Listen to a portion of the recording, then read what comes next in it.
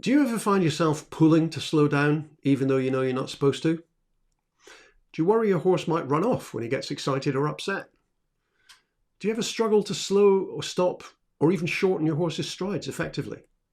Well, in this video, I'm going to explain why so many riders get into trouble with very forwards horses. And I'll show you how you can have truly effective breaks without pulling, without having to use a stronger bit. So I remember a couple of years ago, I went to this big lecture demonstration by a pretty well-known conventional trainer where a very nice lady was having a lesson in front of a few hundred people. Now, for the purposes of this video, let's call her Susan, but of course, that's not a real name. Now, Susan had a nice lesson. She worked on improving some lateral exercises and getting a horse to react a bit more to her leg aids, and she was clearly enjoying herself and feeling like she was putting on a pretty good show. And she was. In fact, everything was going really nicely, right up until it was time for Susan to come to a halt and finish off the lesson. Now, the big-name trainer told her to come over and halt just in front of him, but that was when the wheels started falling off. Susan tried to halt next to the trainer, but it just didn't work. She slowed her seat like she'd been told to, but her horse just powered on. Now, to give her credit, she didn't panic. She carried on, rode around in a circle, and then tried to halt a second time. But she got the same result. So then she tried again, and again, and again, and she got the same result every time. Now, by this time, the trainer was starting to get a little frustrated. He kept giving her the usual conventional advice. Resist but don't pull, he said. Resist but don't pull. And even though she did her best, resisting but not pulling for all she was worth, Susan just couldn't get her horse to stop moving forwards. Now, as you can imagine, by this stage, the trainer was starting to get more and more stressed, and the lesson was running further and further over time, so his timetable was out the window. The rustling, whispering, and nervous giggles had started up in the audience. Susan was getting distinctly pink in the face, and her poor horse was getting more and more agitated from all the resisting but not pulling that he was feeling in his tongue.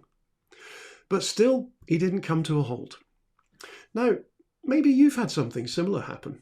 Maybe not in a lesson in front of a few hundred people, but it doesn't really matter where you're riding, does it? When you're not quite sure whether your horse is actually going to slow down and stop when you ask, isn't exactly fun, is it?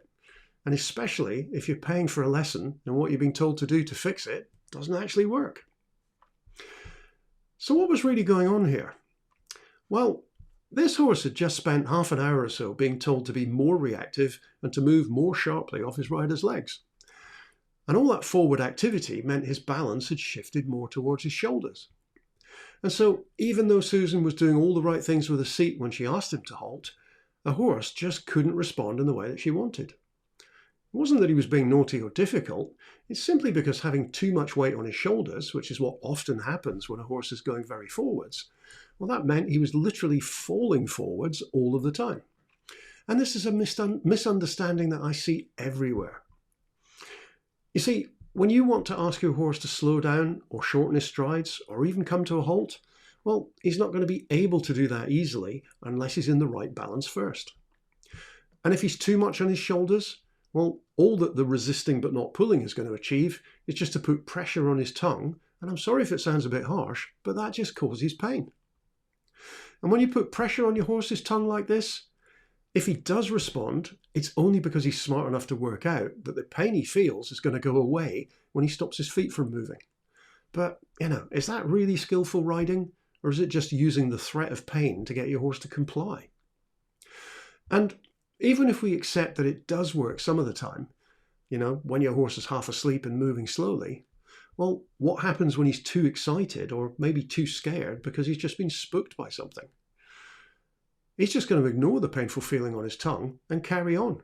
And he might even get faster and faster as he tries to run away from the pain. So the problem with that approach is even if it does work sometimes, it's just not a way of slowing or stopping that's reliable. And you can't rely on it, especially in those moments where you really need it to work. So what can you do instead?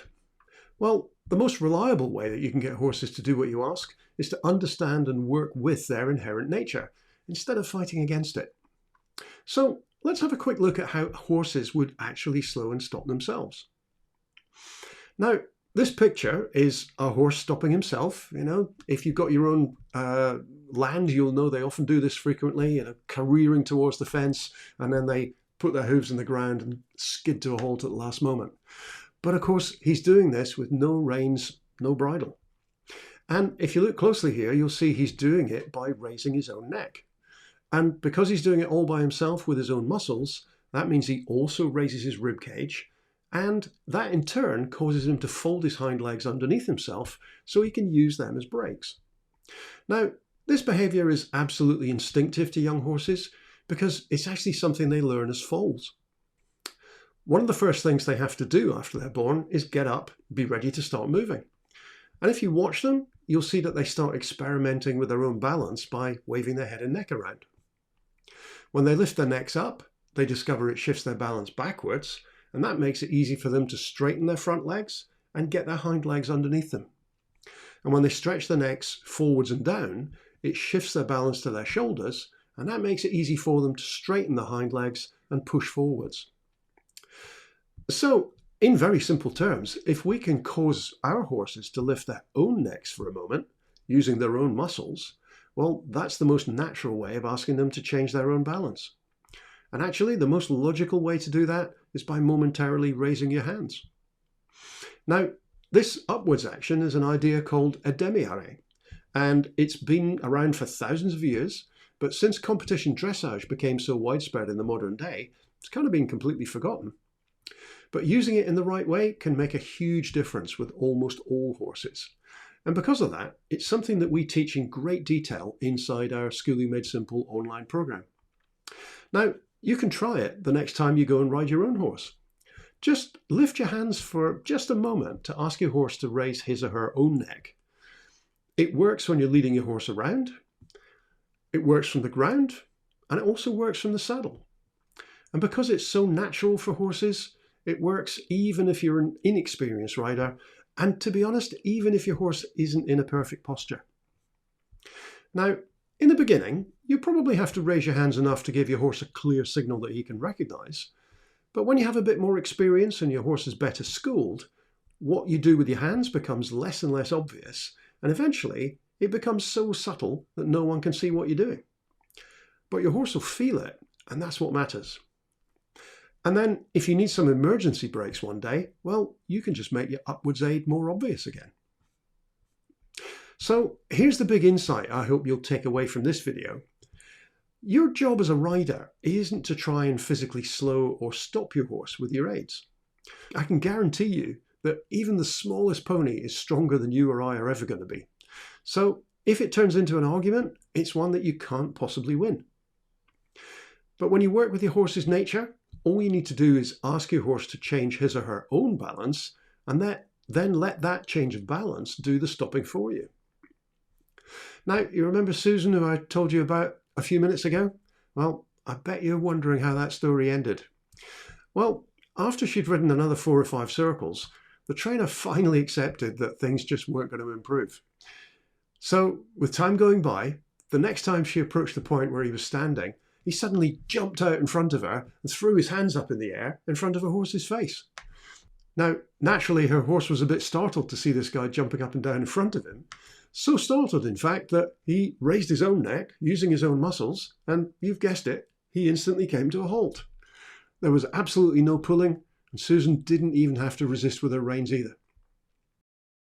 So, I'm Derek Clark, and if you've ever had trouble with dodgy brakes, I'd love to hear about it in the comments. And if you found this video helpful, remember to like and subscribe so you get notified when we post a new one. I'll see you in the next video.